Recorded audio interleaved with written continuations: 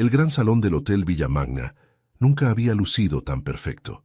600 velas distribuidas en candelabros de cristal proyectaban una luz dorada y temblorosa sobre las mesas cubiertas de lino blanco.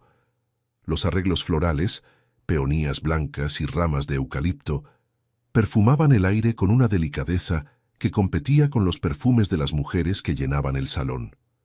El cuarteto de cuerdas interpretaba a Debussy desde un rincón discreto, y el sonido se mezclaba con el murmullo suave de conversaciones en varios idiomas. Era la noche de la gala benéfica Castellano Herrera, el evento más importante del circuito social madrileño del año. Quienes estaban en esa sala no eran simplemente ricos. Eran el tipo de personas cuyos nombres aparecían en las portadas de revistas económicas, cuyos movimientos de capital movían índices bursátiles, cuyos apellidos llevaban siglos escritos en el mármol de edificios históricos. Y en medio de todo eso, Alejandro Montoya Villanueva se sentía completamente solo. No era algo que admitiría en voz alta. Jamás. Llevaba el traje oscuro con la soltura de quien nació vistiendo ropa hecha a medida, porque así era exactamente, y sostenía su copa de Vega Sicilia con la mano derecha, con esa postura inconsciente que los hombres de su clase aprendían antes de aprender a montar a caballo. Tenía 42 años, mandíbula firme, ojos del color exacto del mar antes de una tormenta y una reputación que precedía a su sombra. Presidente ejecutivo de Montoya Capital, el fondo de inversión familiar que gestionaba activos por valor de 4.000 millones de euros. Era el hombre más codiciado de la sala, y él lo sabía, y le importaba tan poco que resultaba casi ofensivo. «Alejandro, llevas 10 minutos mirando la misma copa», dijo Rodrigo Salas, su socio de toda la vida, acercándose por su izquierda con una sonrisa que intentaba ser casual y no lo conseguía. «¿Cuándo fue la última vez que disfrutaste de algo así?» «Defíneme disfrutar, Dios mío». Rodrigo suspiró. «Bien, al menos sonríe. Hay 3 mujeres que llevan 20 minutos mirándote, como si fueras el plato principal». Alejandro levantó la vista brevemente hacia la dirección que señalaba el mentón de su amigo. Las vio. Sonrió apenas, un gesto mínimo que era más reflejo entrenado que emoción real, y volvió a mirar su copa. «Pedro está arriba», dijo. «Dijeron que a las 9 ya estaba dormido, pero lo dudo. Ese niño nunca duerme cuando sabe que hay movimiento». «Pedro tiene 6 años y una niñera que le cobra 40 euros la hora. Está bien». «No lo dudo, pero igual pienso en él». Rodrigo lo miró un momento largo, con esa expresión que tenía cuando quería decir algo importante, y calculaba cómo no hacerlo explotar. «Llevas 3 años pensando solo en él», dijo al fin con suavidad. «Y no está mal. Eres el mejor padre que conozco. Pero Isabel no querría esto para ti». El nombre aterrizó en el pecho de Alejandro como siempre lo hacía, sin aviso, con peso. Isabel, su esposa durante 8 años, la mujer que llenaba una habitación con su risa, la mujer que murió en un accidente de tráfico en la A6 una mañana de marzo, cuando Pedro tenía 3 años y Alejandro estaba en Tokio cerrando un trato que ni siquiera recuerda. «No hables de lo que querría Isabel», dijo, con una calma que era la forma más sofisticada de pedir silencio. Rodrigo entendió. Levantó su copa en un brindis silencioso y se alejó hacia otro grupo. Alejandro bebió. Miró las velas. Calculó mentalmente cuánto tiempo más tenía que quedarse antes de que su ausencia resultara descortés con los organizadores. 40 minutos. Podía soportar 40 minutos más. No contaba con que Pedro tuviera otros planes. Sofía Reyes Andrade llevaba exactamente 47 minutos arrepintiéndose de haber venido. Estaba en esa gala porque su jefa, la directora del Departamento de Relaciones Institucionales de la Fundación Lumiere, había enfermado esa misma tarde y le había pasado su entrada con la misma naturalidad con que se pasa un dolor de cabeza. «Tú representas a la Fundación, Sofía. Conoces el trabajo, conoces los donantes. Sonríe mucho y no hables de política». El problema era que Sofía no era el tipo de persona que encajaba naturalmente en sitios así. No porque no supiera comportarse, lo sabía perfectamente. Había sido educada en colegios privados, tenía 2 posgrados y hablaba 4 idiomas, sino porque siempre tenía la sensación de que los demás podían ver algo en ella que no encajaba, como si hubiera una etiqueta invisible pegada a su espalda que dijera: «Esta mujer no pertenece aquí. Esta mujer lleva demasiadas cosas rotas por dentro como para estar en un sitio tan brillante». Tenía 34 años, el pelo oscuro recogido en un moño bajo que dejaba expuesta la curva delicada de su cuello, y llevaba un vestido azul medianoche prestado de su amiga Carmen, que le quedaba exactamente 2 tallas más elegante de lo que se sentía. Era guapa con esa clase de belleza que no grita, sino que espera a que alguien se acerque lo suficiente para verla. Ojos grandes, expresivos, con la costumbre inconsciente de fijarse en los detalles pequeños. La manera en que alguien sostenía su copa, el gesto de una mano, la tensión en una mandíbula, porque Sofía había aprendido a leer a las personas mucho antes de aprender a confiar en ellas. Estaba junto a la terraza interior, con una copa de agua con gas que fingía que era algo más cuando lo escuchó. Un sonido pequeño, casi imperceptible entre el Debussy y las conversaciones. Un sollozo. Lo identificó antes de que su cerebro pudiera procesarlo, porque había algo en ella, algo que los médicos llamaban diagnóstico y ella llamaba cicatriz, que la hacía hipersensible a los sonidos de los niños en apuro. Se volvió despacio, escaneando la sala, hasta que lo vio. Un niño pequeño, 6 años tal vez, ropa impecable, traje marino, camisa blanca, corbata de clip que se había torcido, y los ojos más grandes que había visto en su vida, llenos de lágrimas que todavía no habían caído. Estaba de pie junto a la columna más cercana a la terraza, completamente solo, mirando la multitud con la expresión de alguien que busca algo que no sabe cómo nombrar. Sofía dejó su copa sobre la mesa más cercana sin pensarlo. Se movió hacia él con pasos tranquilos, sin correr, sin hacer el gesto dramático de adulto alarmado que suele asustar más a los niños que el problema original. Se agachó a su altura cuando llegó. Lo miró directo a los ojos. «Hola», dijo en voz baja, como si fuera el saludo más normal del mundo. «¿Estás buscando a alguien?» El niño la miró, parpadeó, y algo en su cara cambió, como si una pieza encajara en su lugar. «Sí», dijo, «a ti». Sofía frunció el ceño levemente, confundida. Pero antes de que pudiera responder, el niño dio un paso hacia ella, luego otro, y de pronto los brazos pequeños rodearon su cintura con una fuerza que no esperaba, la cara enterrada contra su pecho y el cuerpo entero temblando con el esfuerzo de no llorar. Sofía sintió algo moverse en su pecho, algo que no sabía que todavía podía moverse. Sus brazos lo rodearon, despacio, con cuidado, como si sujetara algo que podía romperse o podía volar. «Ya estoy aquí», dijo sin saber por qué lo decía, porque no tenía ningún sentido decirlo. «Ya pasó». Y entonces el niño levantó la cabeza, y con una voz clara, alta, perfectamente audible en ese radio de 3 metros, donde el cuarteto había hecho una pausa entre movimientos, dijo: «Por fin viniste, mamá.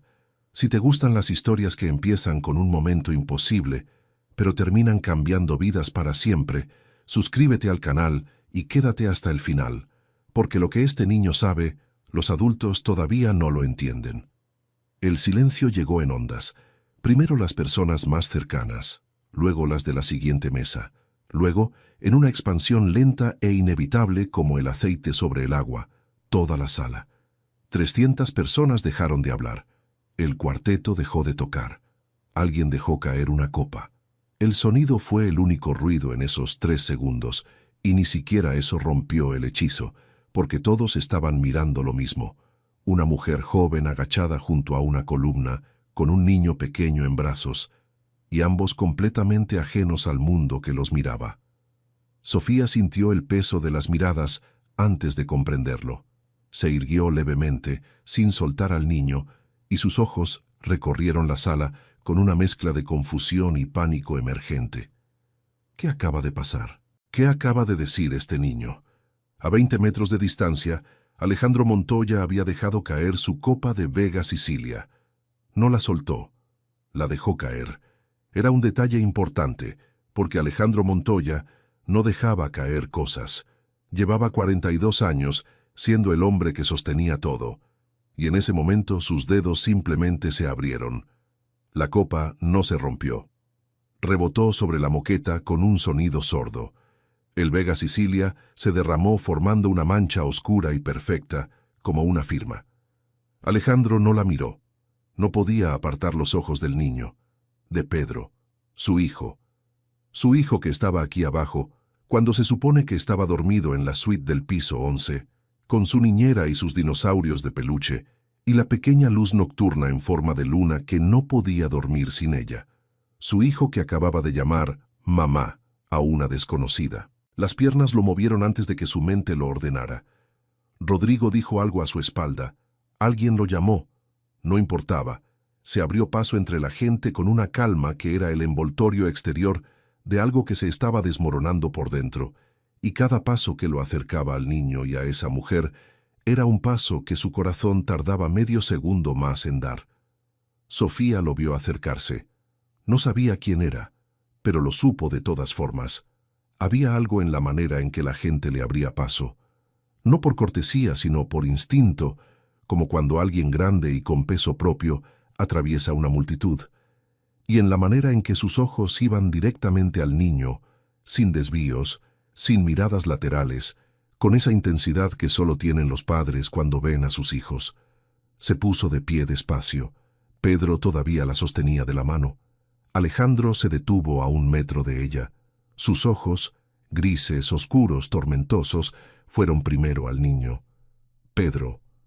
Una sola palabra, baja, con todo el peso del mundo. Pedro lo miró. No soltó la mano de Sofía. Papá, es ella. Su voz era completamente segura, como si estuviera anunciando algo obvio.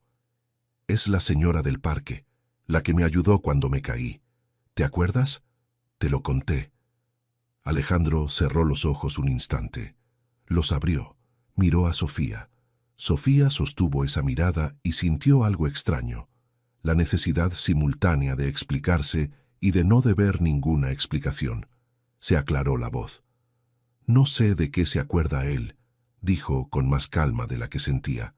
Pero yo no soy su madre. Solo soy una persona que estaba en el lugar correcto. O en el incorrecto. Todavía no lo sé. Un murmullo recorrió las personas más cercanas. Alejandro no respondió de inmediato. Siguió mirándola con esa expresión que Sofía no podía descifrar todavía. No sabía que nunca sería fácil descifrar a este hombre. Y luego bajó la vista al niño. ¿Cómo bajaste, Pedro? El ascensor, dijo Pedro con absoluta tranquilidad. Conté los pisos. Dios. Un susurro, casi para sí mismo. Luego, sin transición, Alejandro sacó su teléfono del bolsillo interior y marcó un número. Cuando respondieron, dijo simplemente, «Estoy con él. Está bien. Hablaremos mañana». Cortó. Guardó el teléfono. Volvió a mirar a Sofía. «¿Puede venir conmigo un momento?», preguntó. Y la forma en que lo preguntó no era exactamente una pregunta. Sofía debería haber dicho que no. Tendría que haber dicho que tenía cosas que hacer, personas que saludar, una fundación que representar. Tendría que haber sonreído con profesionalismo y deseado suerte con su hijo y desaparecido entre la multitud hacia la relativa seguridad de los canapés y los donantes. No lo hizo. «De acuerdo», dijo, y Pedro, con una seguridad desconcertante para alguien de 6 años, la llevó de la mano hacia su padre. 3 meses antes, el Parque del Retiro, un martes por la tarde en octubre, tenía esa luz particular que Madrid regala cuando nadie la espera, horizontal, dorada, suave como una disculpa.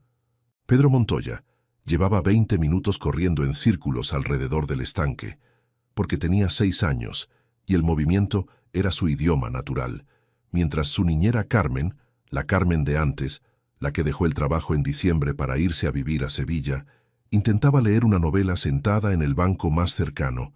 No era negligencia, era el tipo de distracción que acumula minutos. Y en esos minutos, Pedro encontró la pendiente.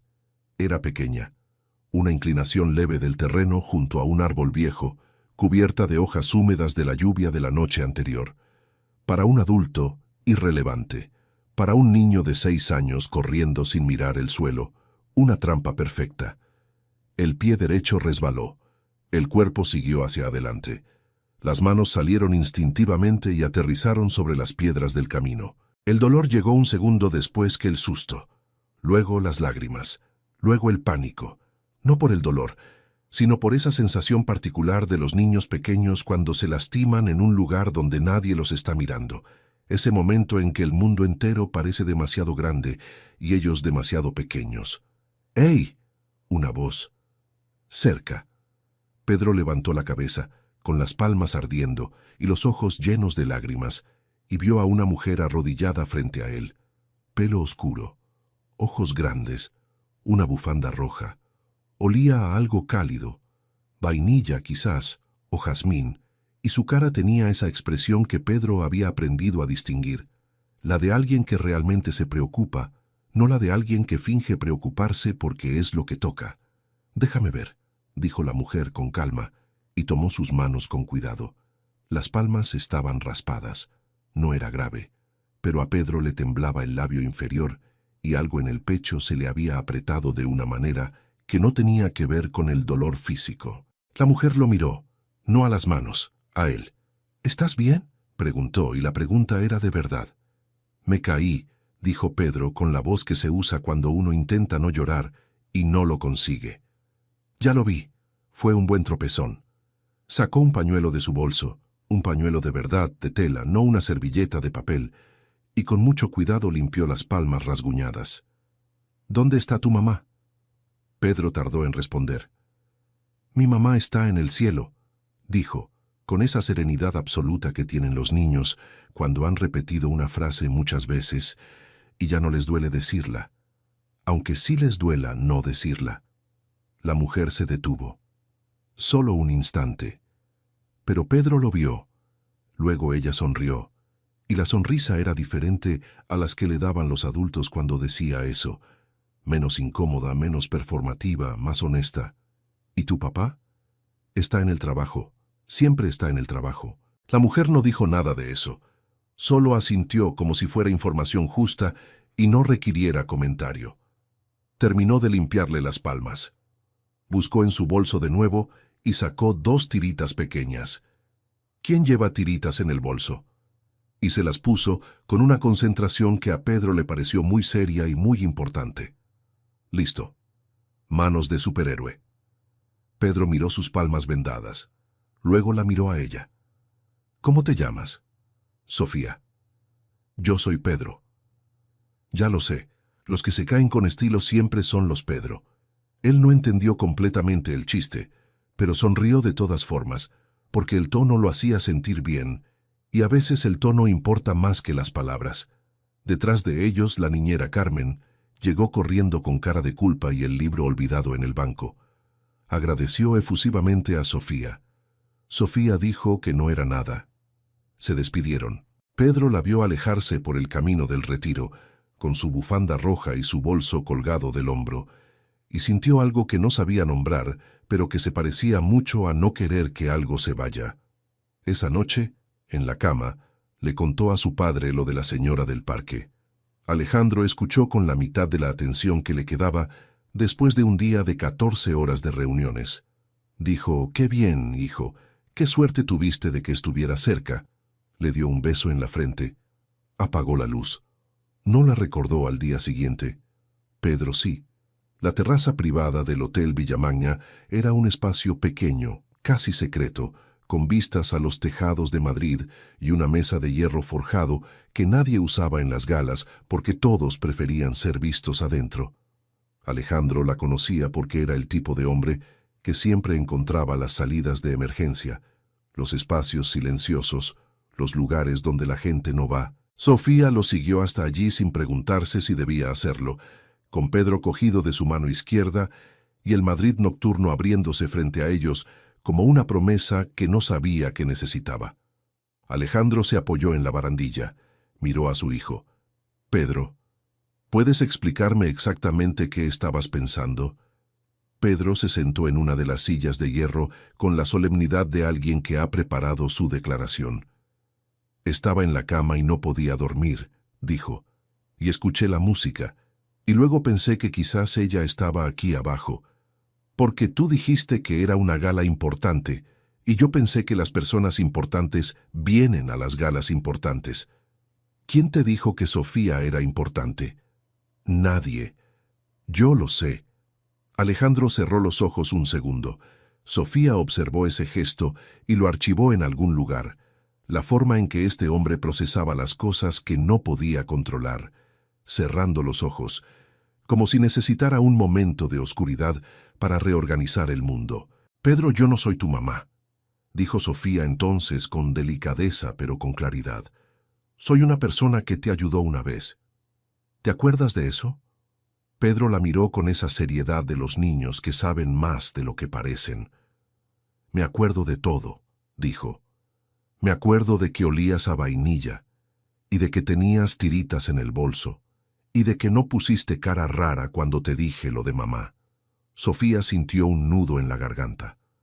Y eso fue muy bonito de tu parte, dijo. Pero eso no me hace tu mamá.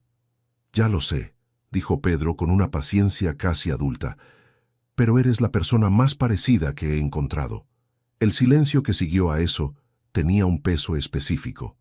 Alejandro miraba a su hijo y Sofía lo miraba a él, y por un momento los tres estuvieron en ese espacio raro donde las palabras se quedan cortas y el aire tiene que cargar con todo lo demás. Señorita, Alejandro se volvió hacia ella. Se detuvo. No sé su nombre. Sofía. Sofía Reyes. Sofía. Lo dijo como si lo estuviera midiendo. Le pido disculpas por esto, por toda esta situación. No tiene que disculparse. Sí tengo. Firme, pero sin agresividad. Mi hijo la involucró en algo que no tenía nada que ver con usted. La puso en una posición incómoda delante de 300 personas. No me incomoda fácilmente. Alejandro la miró. Realmente la miró por primera vez desde que había llegado a la columna. No la mirada de evaluación automática que los hombres de su mundo aplicaban a las mujeres en los eventos sociales, sino algo diferente, más lento, más cuidadoso. No, dijo al fin. Supongo que no. Pedro se había recostado en la silla, con los ojos ya pesados, vencido por la aventura del ascensor y la emoción del reencuentro. Sofía lo vio y sin pensarlo, se quitó la estola que llevaba sobre los hombros, el único abrigo que tenía a mano, y se la puso encima como si fuera lo más natural del mundo. Alejandro observó ese gesto. No dijo nada, pero algo en su cara cambió de una manera que él no habría sabido describir y ella no sabía que había visto. ¿Trabaja usted en la fundación? Estaban los dos de pie junto a la barandilla, con Pedro dormido en la silla detrás de ellos y Madrid extendida abajo como un tablero de luces. Alejandro había pedido agua y café a alguien, Sofía no había visto cuándo ni a quién, y una bandeja había aparecido sin preámbulos. Sí, relaciones institucionales. Esta noche venía en representación de mi jefa, que se puso enferma. ¿Cuánto tiempo lleva en la Fundación Lumiere? 4 años. ¿Y antes? Sofía lo miró. Era una pregunta directa para una conversación que acababa de empezar. Antes trabajaba en un hospital, dijo, en el departamento de oncología pediátrica, coordinación de voluntariado. ¿Por qué lo dejó?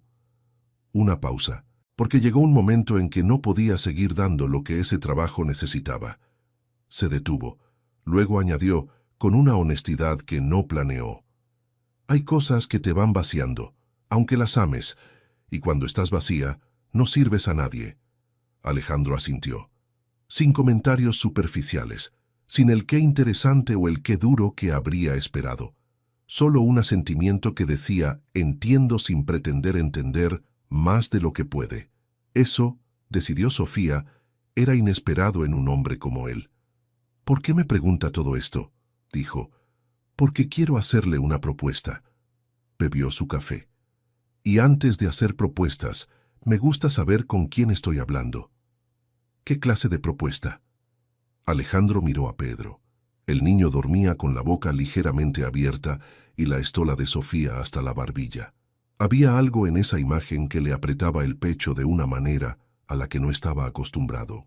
Pedro lleva sin madre 3 años, dijo con una voz que se había vuelto más plana, más controlada. Tiene una niñera nueva, que es perfectamente competente, pero es su tercera niñera en 12 meses porque ninguna aguanta el ritmo de nuestra vida. No es culpa de nadie, es lo que es. Una pausa. Lo que Pedro encontró en usted ese día en el parque, no sé qué fue exactamente. Él dice que fue algo, y Pedro no dice cosas que no siente. Sofía escuchaba en silencio. No le estoy pidiendo que sea su madre, continuó Alejandro mirándola directamente. No soy tan iluso. Le estoy preguntando si estaría dispuesta a conocerlo mejor, a pasar tiempo con él. Podemos estructurarlo como usted quiera, con las condiciones que sean razonables. ¿Me está contratando? No. Categórico. No necesito a alguien contratado. Tengo suficiente gente contratada. Hizo una pausa. Le estoy pidiendo un favor, que es algo que hago muy pocas veces. Sofía lo miró un momento largo. ¿Y usted? Dijo al fin. Perdón, usted habla de lo que necesita Pedro, pero ¿qué pasa con lo que usted necesita? La pregunta lo tomó por sorpresa. Lo vio. Una fracción de segundo de algo que no estaba calculado, que no estaba controlado, que fue y vino tan rápido que casi no existió. Lo que yo necesito no es relevante para la propuesta, dijo. Para mí sí lo es. Las cosas pueden confundirse. Sofía no sabía si lo decía más por él o por ella misma. Silencio. Madrid brillaba abajo. Alguien en un piso lejano tenía la televisión prendida, y el parpadeo azul se veía desde la terraza como un latido. Estoy bien, dijo Alejandro, y era una respuesta que no respondía nada. Sofía supo en ese momento que ese hombre era el tipo de persona que podía estar destrozado por dentro y de pie hacia afuera, y que probablemente llevaba 3 años practicando ese equilibrio imposible. Lo supo porque ella conocía ese equilibrio. Ella lo había practicado también, pero por razones diferentes, y con un cuerpo diferente, y una pérdida que nadie veía desde afuera, porque no tenía forma concreta que mostrar. De acuerdo, dijo. ¿De acuerdo a qué parte? A conocer a Pedro mejor, sin condiciones y sin estructura, solo como 2 personas que se conocen. Hizo una pausa. Pero con una condición de mi parte. Dígamela. Que usted no desaparezca. Que si voy a construir algo con su hijo, usted esté presente también. No como observador, como persona. Alejandro la miró durante lo que pareció un tiempo muy largo. Eso es más complicado de lo que suena, dijo. Ya lo sé, dijo Sofía. Lo digo igual. Empezaron los domingos. No fue un plan elaborado. Fue una propuesta práctica de Alejandro. El domingo tengo la mañana libre, Pedro no tiene colegio, que Sofía aceptó sin pensar demasiado en lo que implicaba, porque a veces las cosas importantes entran por la puerta pequeña. El primer domingo fueron al Museo del Prado. Fue idea de Pedro, que quería ver los caballos de Velázquez porque su profesora de plástica les había hablado de ellos. Sofía llegó puntual. Alejandro llegó 2 minutos antes que ella y llevaba café para los 3. Café de verdad para ellos, cacao para Pedro, en un gesto que era considerado de una manera que no esperaba. No hablaron mucho ese primer día. Pedro hablaba por los 3, señalaba cuadros, hacía preguntas que ninguno de los 2 podía responder del todo. Se detuvo 15 minutos frente a las meninas, con una concentración que hizo sonreír a Sofía de una manera que Alejandro vio, pero no comentó. Caminaron 3 horas. Pedro terminó cargado en los brazos de su padre, dormido con la cara apoyada en el hombro del traje oscuro de Alejandro. Sofía caminó a su lado por las salas vacías de la tarde, y hubo un momento, uno solo, breve, en que sus manos casi se rozaron junto a una escultura romana, y los 2 lo notaron y ninguno dijo nada. El segundo domingo fueron al mercado de San Miguel, el tercero al Retiro, el mismo parque donde todo había comenzado, aunque nadie lo mencionó. El cuarto a un concierto de música clásica infantil en el Auditorio Nacional, donde Pedro se durmió a los 20 minutos, y Sofía y Alejandro pasaron la hora siguiente en silencio, escuchando, sin necesitar llenar ese silencio con palabras. Empezaron a hablar, no de las cosas de la gala, No de dinero, no de trabajo, no del circuito social, sino de las otras cosas, las que importan más y se dicen menos. Alejandro le contó que Isabel le había enseñado a hacer una tortilla de patatas que todavía intentaba reproducir sin conseguirlo del todo. Sofía le contó que había aprendido a tocar el piano de niña y lo había dejado a los 16 y que a veces, cuando pasaba junto a un piano en una tienda o en un hotel, sentía los dedos moverse solos. «¿Por qué lo dejaste?», preguntó él en el quinto domingo, sentados en un banco del Retiro, mientras Pedro perseguía palomas a una distancia segura. «Mi madre enfermó», dijo Sofía. «Necesitaban el dinero de las clases para otras cosas. Era lo lógico». «¿Volviste después?». «No había después al que volver. A veces las cosas se pierden y el hueco que dejan tampoco desaparece, pero te acostumbras a rodear el hueco». Alejandro la miró de perfil. «Eso es exactamente como es», dijo en voz baja, como si acabara de reconocer un mapa que llevaba tiempo intentando leer. Sofía no preguntó a qué se refería, lo sabía. El sexto domingo llovió. Estaban en casa de Alejandro, una mansión en La Moraleja que tenía el tamaño y la temperatura emocional de un museo bien mantenido, porque el plan original de ir al zoo se fue a pique con el primer trueno de la mañana. Pedro, lejos de decepcionarse, recibió la lluvia como una oportunidad de construir una tienda de campaña en el salón con los cojines del sofá y todas las mantas disponibles. Sofía lo ayudó. Alejandro observó desde el umbral de la puerta, con las manos en los bolsillos, ese gesto suyo de hombre que no sabe bien cómo participar en la ternura, pero tampoco puede alejarse de ella. «¿Vas a entrar o te quedas ahí?», dijo Sofía sin mirarlo, mientras sujetaba dos cojines que amenazaban con desplomarse. Alejandro entró. Pasaron 2 horas en esa tienda de cojines.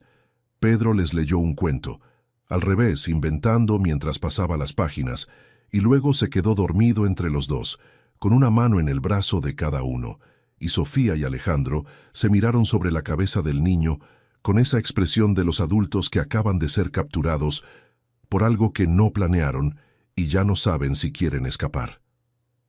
«Esto es ridículo», dijo Alejandro en un susurro. «Completamente», concordó Sofía.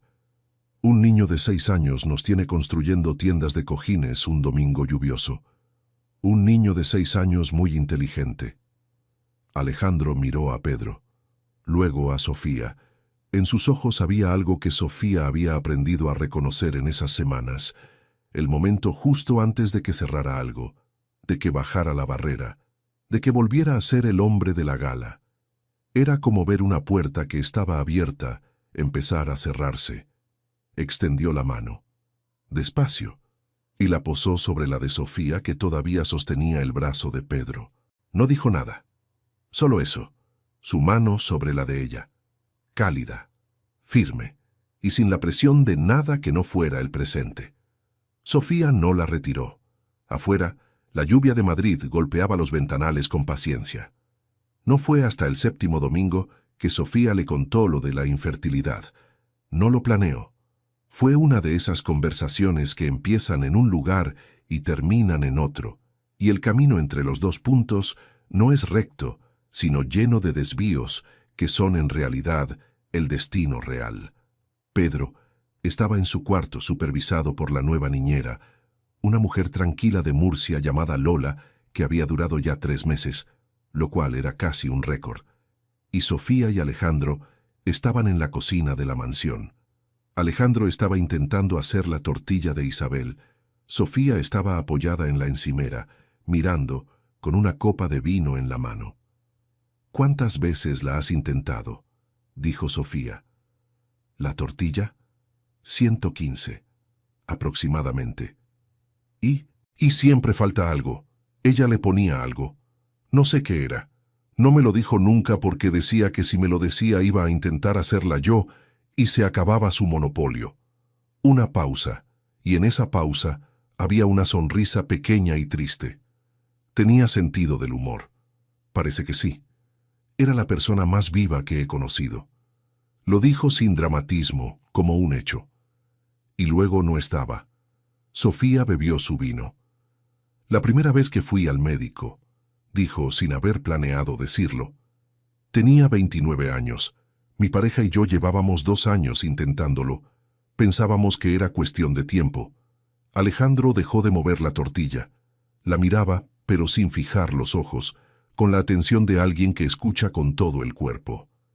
No era cuestión de tiempo, continuó Sofía. El diagnóstico fue muy técnico, muy claro, muy definitivo. Respiró. Insuficiencia ovárica prematura, lo cual significa, en términos sencillos, que no puedo tener hijos. No pude entonces, no podré nunca. Lo siento. No lo digas como disculpa, no es culpa de nadie. No lo digo como disculpa, lo digo como lo que es. Sofía lo miró, asintió. Mi pareja se fue 2 años después. No por eso, dijo, pero sí por eso. Una pausa. Pasé mucho tiempo pensando que mi cuerpo era una promesa rota, que yo era una promesa rota. Otro sorbo de vino.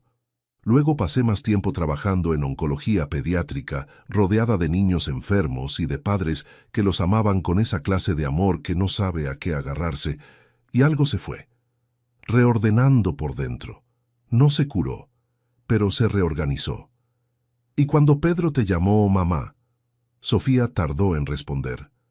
Sentí las 2 cosas al mismo tiempo, dijo al fin, que era un error que había que corregir, y que era lo más parecido a algo que había dejado de esperar. Alejandro puso la tortilla en el plato, se apoyó en la encimera frente a ella. Los separaba 1 metro de mármol blanco y todo lo demás. Pedro tiene razón en algo, dijo. Y yo tardé en verlo, pero lo veo. ¿Qué tiene razón? En que no te eligió con la cabeza, la miró. Los niños no eligen con la cabeza, eligen con el corazón, y rara vez se equivocan. El silencio que siguió era diferente a los anteriores, más cargado, más honesto, con la textura de algo que no podía deshacerse aunque quisieran. La tortilla, por cierto, estaba perfecta. Sofía se lo dijo. Alejandro la miró con una expresión de sorpresa genuina y luego se rió. Una risa real, la primera que ella le oía, y ese sonido hizo algo en el pecho de Sofía que no supo qué hacer con él. 3 semanas después, Alejandro se cerró. No hubo razón visible, no hubo pelea, no hubo malentendido, no hubo momento concreto que Sofía pudiera señalar y decir aquí. Solo fue una tarde de miércoles en que él llamó para cancelar el domingo siguiente. Algo en el trabajo, lo siento, otro momento. Y luego el miércoles siguiente. Pedro tiene un compromiso del colegio. Y luego un silencio de 10 días que fue extendiéndose como una mancha fría. Sofía lo dejó extenderse 3 días más antes de escribirle.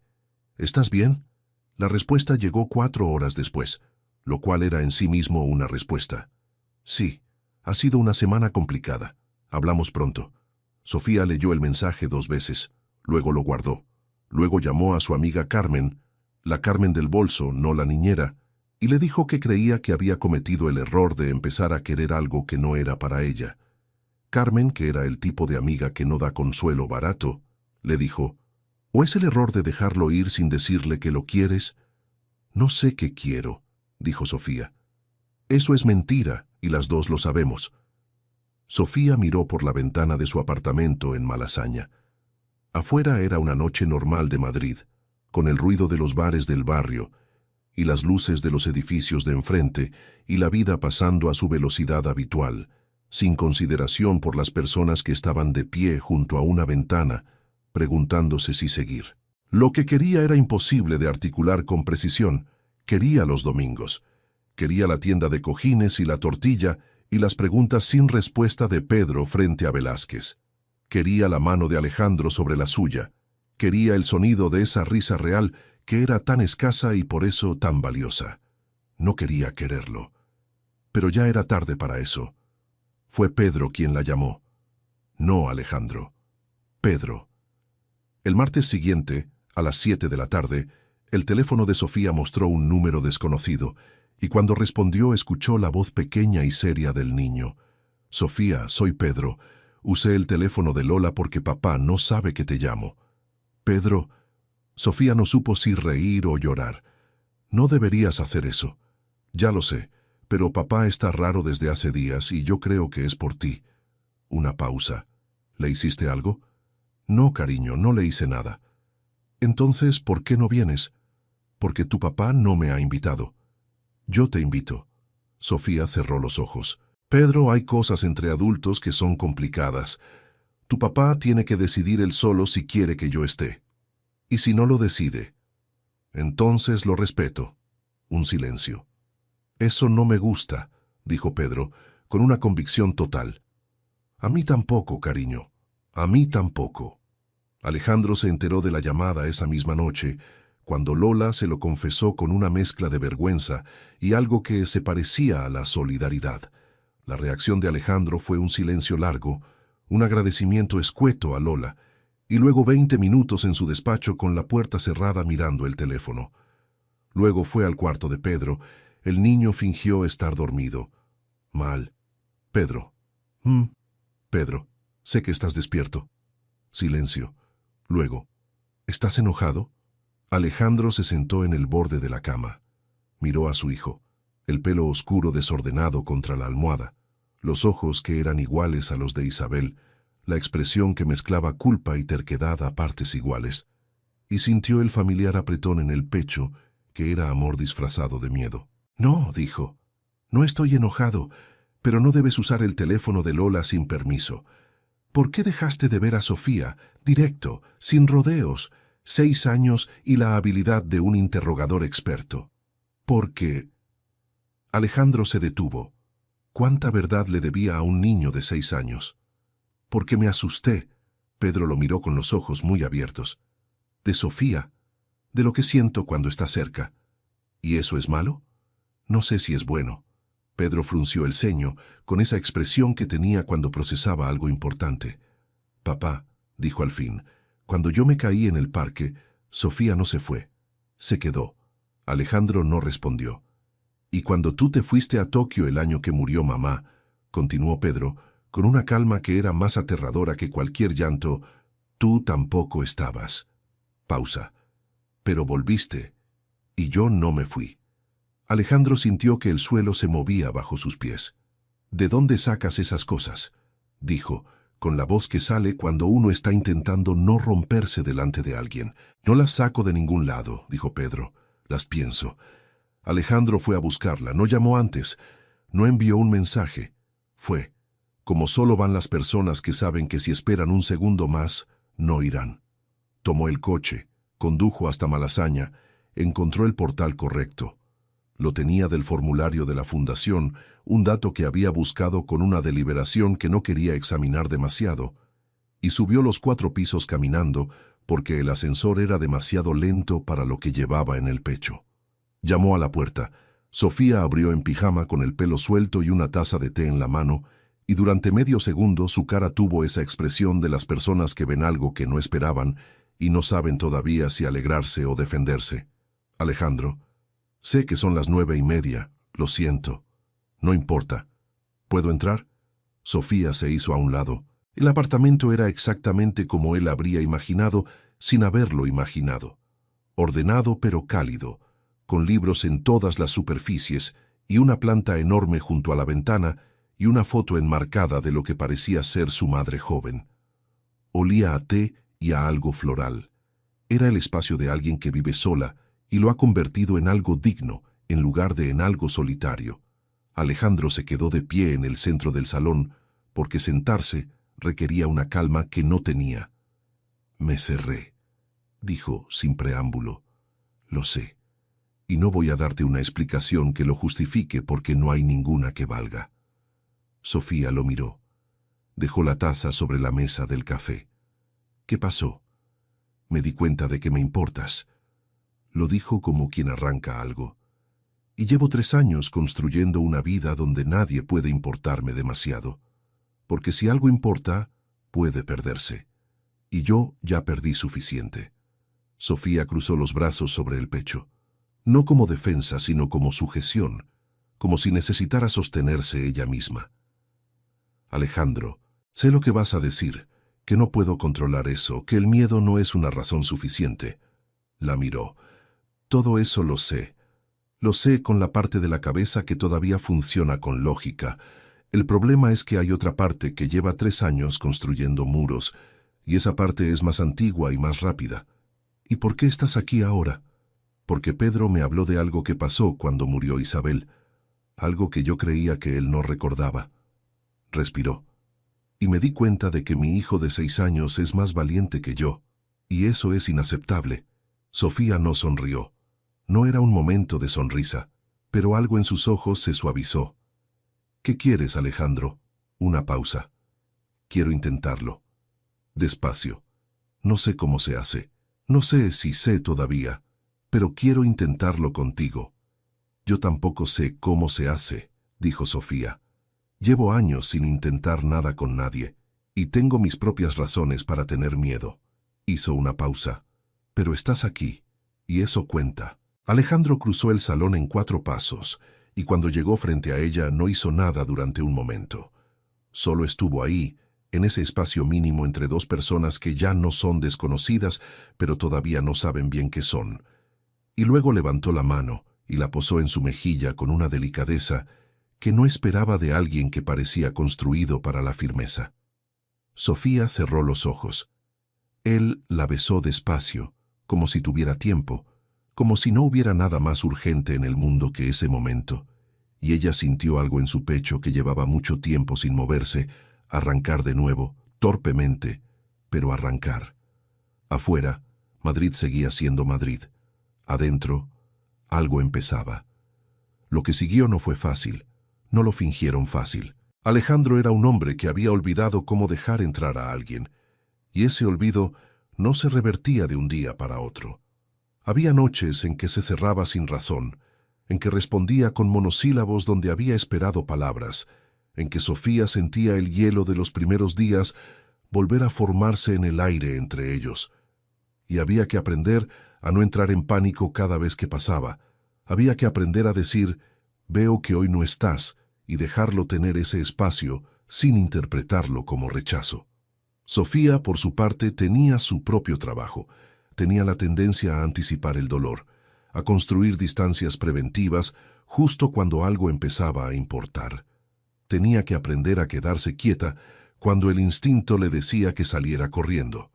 Pero también había otras cosas. Había las mañanas del domingo, cuando Pedro los despertaba a los 2 a la vez, apareciendo primero en el cuarto de huéspedes, donde Sofía dormía las noches que se quedaba, que eran cada vez más, y luego yendo al cuarto de su padre y arrastrándolos a los 2 hacia la cocina con la urgencia de alguien que tiene un plan de desayuno muy específico.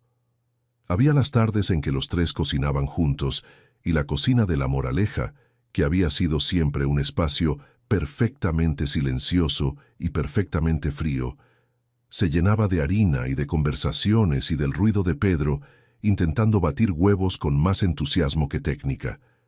Había las noches en que Pedro se dormía entre los 2 en el sofá viendo una película, y Sofía y Alejandro se miraban sobre su cabeza con esa expresión que no necesitaba palabras.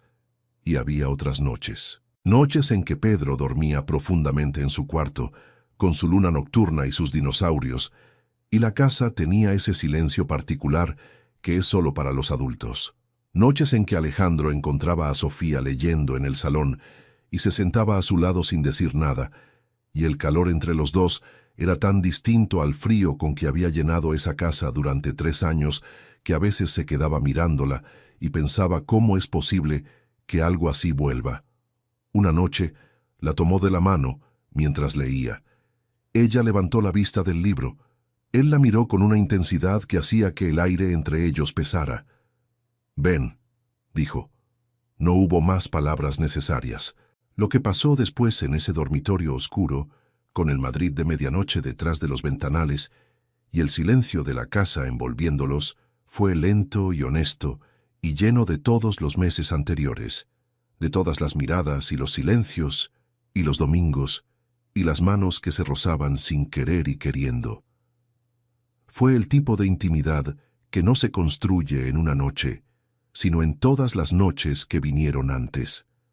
En la tienda de cojines, en la cocina con la tortilla, en la terraza de la Gala con Madrid abajo y un niño dormido en la silla.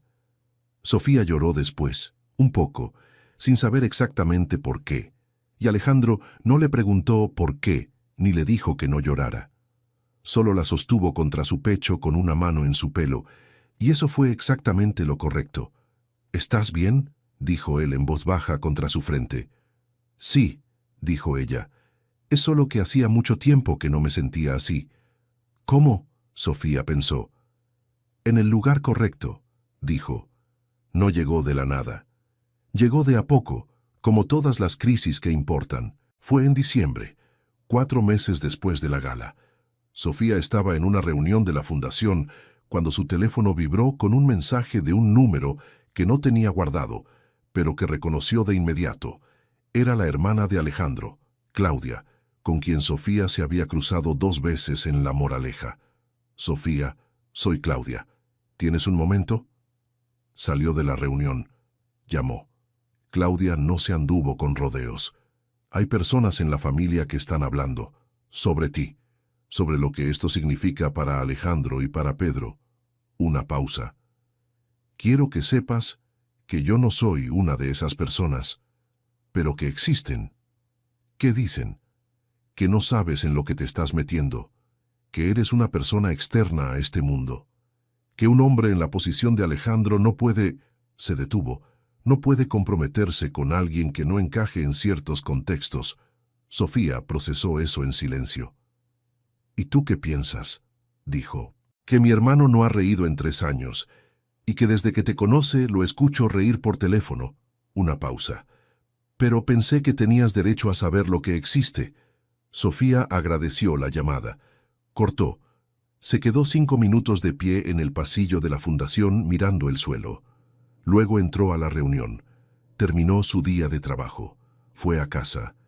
Y esa noche, cuando Alejandro la llamó para preguntarle si venía el fin de semana, le dijo que necesitaban hablar. «¿Qué pasa?». «Nada que no se pueda resolver hablando, pero necesito saber algo». «Dímelo».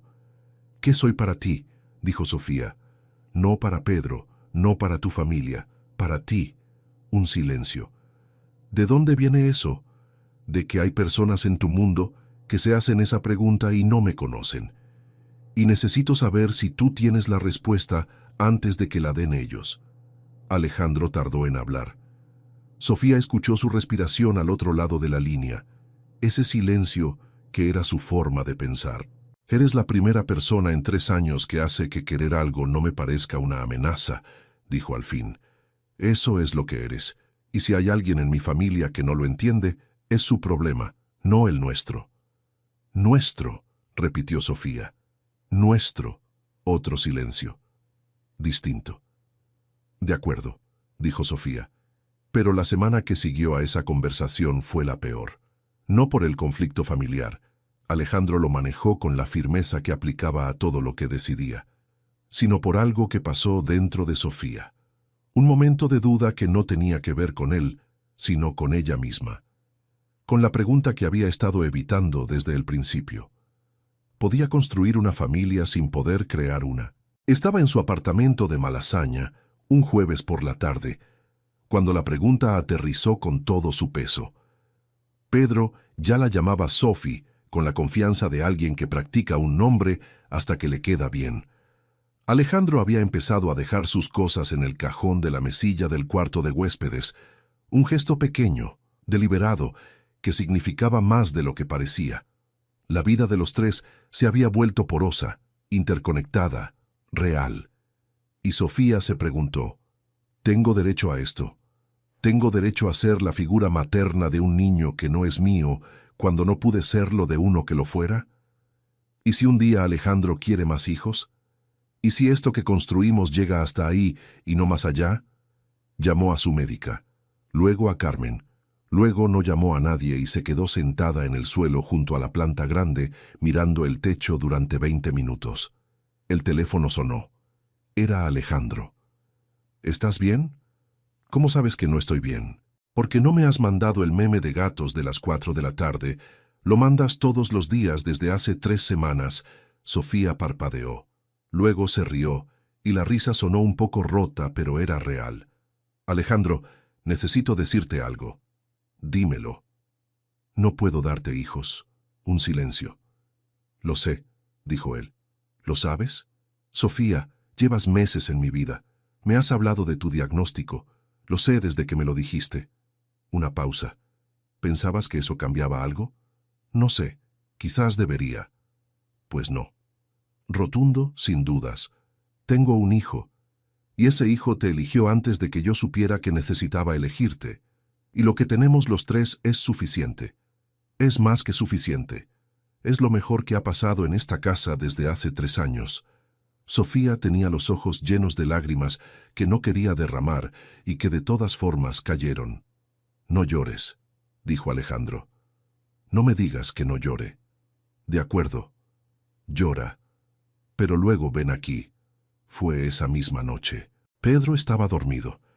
La casa de la Moraleja tenía esa calidez nueva que había ido construyendo en meses, como si el calor de los tres hubiera ido filtrándose en las paredes y los muebles y las habitaciones que antes estaban tan frías. Sofía entró y Alejandro la esperaba de pie en el salón. La miró cuando entró.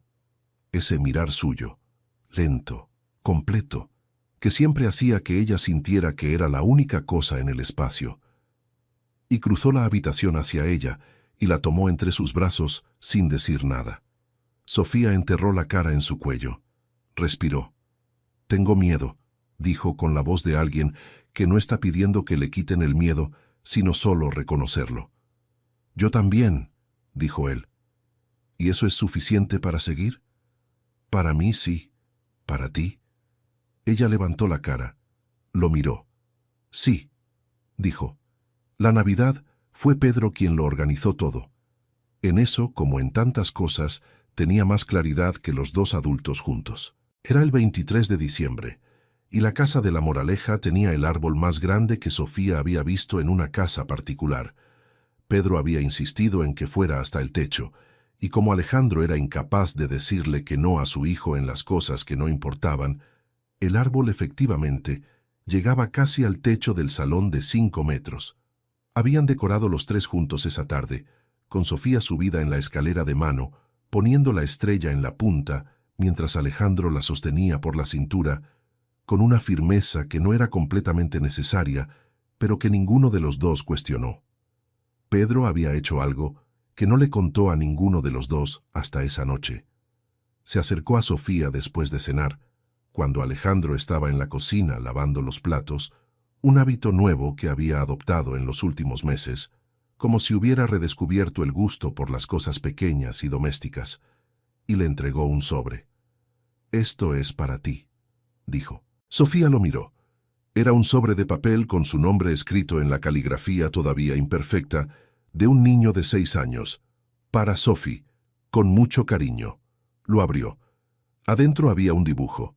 3 figuras, una alta con traje oscuro, una con pelo largo y vestido azul, y una pequeña en el medio. Debajo, en la misma caligrafía, decía «Mi familia». Sofía tuvo que respirar 3 veces seguidas para no hacer algo que las dos partes de sí misma, la adulta que sabía lo que significaba esto y la otra, la que llevaba años con ese hueco, no pudieran manejar. «Pedro», dijo. «¿Te gusta?», preguntó él con esa mezcla de ansiedad y confianza que solo tienen los que han dado algo de sí mismos y esperan. «Me encanta», dijo Sofía. «Es el regalo más bonito que he recibido». Pedro sonrió con todos los dientes. Luego se fue corriendo a buscar a su padre para contarle que Sofía había dicho que era el regalo más bonito. Sofía se quedó mirando el dibujo. «Mi familia». 3 figuras de crayón, un árbol grande al fondo, un sol en la esquina, como siempre ponen los niños. Era, pensó Sofía, la versión más honesta del mundo que había visto en mucho tiempo. Fue en enero, una mañana de sábado fría y clara, con el sol de invierno haciendo que Madrid brillara de esa manera específica que tiene cuando el cielo es demasiado azul para ser verdad. Estaban en el Retiro, los 3, como tantas veces. Pedro corría adelante, con un palo que había encontrado y que había convertido en espada, cetro, varita mágica y antena de nave espacial en el transcurso de 20 minutos. Alejandro y Sofía caminaban detrás, con las manos entrelazadas, en ese paso tranquilo que habían encontrado sin proponérselo, el paso de dos personas que ya no tienen prisa porque ya saben a dónde van. «Sofía», dijo Alejandro.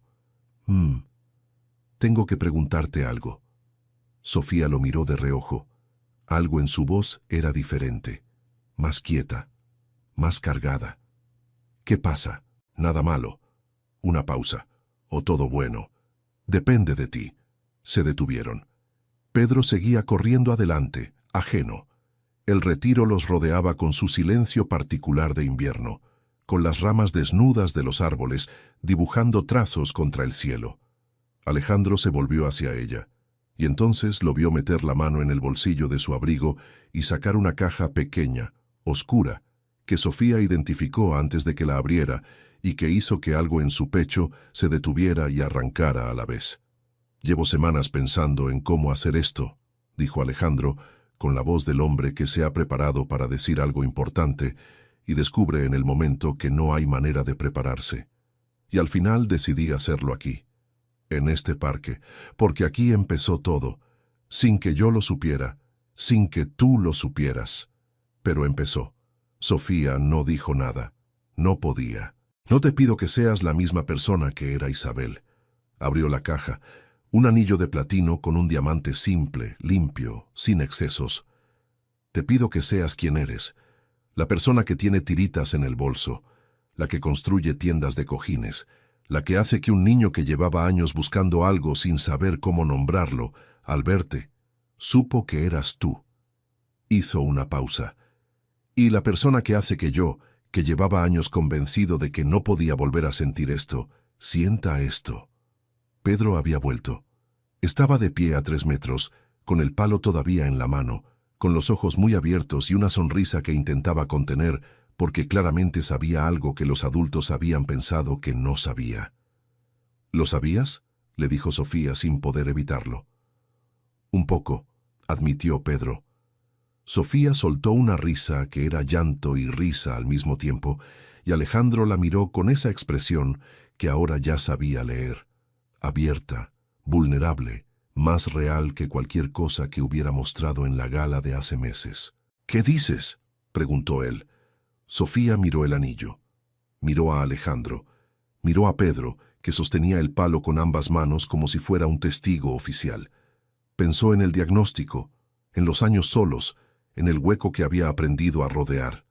Pensó en las tiritas del parque, en los domingos, en la tienda de cojines, en la tortilla de Isabel que al final había salido perfecta, en el dibujo con crayones, mi familia. Pensó en que los niños no eligen con la cabeza, eligen con el corazón y rara vez se equivocan. «Sí», dijo. Alejandro le puso el anillo en el dedo con manos que no estaban completamente quietas y esa pequeña imperfección en el hombre que siempre sostenía todo, fue lo más hermoso que Sofía había visto nunca. Pedro lanzó el palo al aire con un grito de victoria que hizo volar a las palomas de los 3 árboles más cercanos. Alejandro la besó, y el retiro en invierno, con su silencio y sus árboles y su sol de enero demasiado brillante para ser verdad, fue el lugar más perfecto del mundo durante exactamente ese momento. 6 meses después, el gran salón del Hotel Villamagna volvía a estar lleno. La misma luz dorada, las mismas peonías blancas, el mismo cuarteto de cuerdas, aunque esta vez tocaban algo más alegre, más lleno, con el ritmo de algo que comienza en lugar de algo que se mantiene. Era una boda pequeña, 80 personas, no 600, solo los que importaban. Rodrigo brindó demasiado largo y demasiado emocionado. Carmen lloró desde que llegó hasta que se fue. La hermana Claudia dio un abrazo a Sofía, que duró suficiente para decir todo lo que no se había dicho. Pedro llevaba el mismo tipo de traje marino y la corbata de clip torcida, porque había insistido en usar exactamente el mismo traje que la otra vez, y nadie iba a discutirle eso. Cuando el juez preguntó si alguien tenía alguna objeción, fórmula arcaica que en bodas reales nadie usa de verdad, Pedro levantó la mano. La sala se quedó en silencio. «¿Sí?», dijo el juez, mirando al niño con una mezcla de sorpresa y diversión.